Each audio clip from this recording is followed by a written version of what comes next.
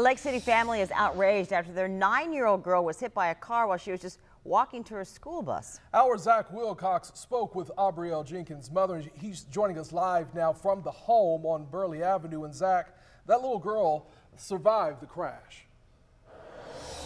Yeah, Anthony, after nearly a week in the hospital, Aubrielle is expected to be discharged today. Finally, a chance to come home and start her recovery here. You know, that Thursday morning last week started off like any other, according to her mother. She drove her to the end of the driveway here, where she lets her hop out of her car, and she waits for her to cross the street and load up on the bus. But while she was crossing the street, she was hit by a car.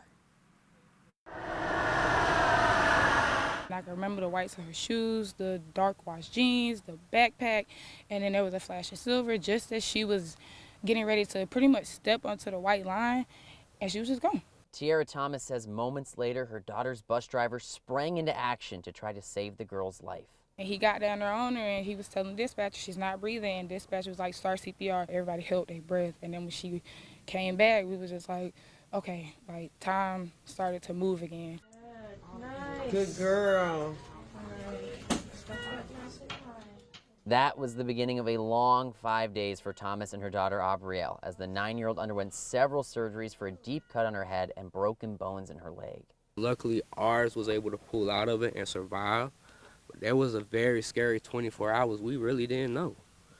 Yeah. She was constantly from there, bleeding. It's been little thing after little thing after little thing. Thomas says the 19-year-old driver did stop after she hit her daughter, but she's hoping the incident is a wake-up call to drivers when they see a school bus. These are babies going to school, and y'all gotta stop. Y'all have to be better and pay attention to your surroundings. Thomas says Aubrielle was excited about a field trip to the zoo the day she was hit, so that's the first stop they'll make once she feels well enough. She had been talking about it for weeks. When she came to, she said, hey, did we go to the zoo? Did we make it? No, we didn't make it, but I promise we're going.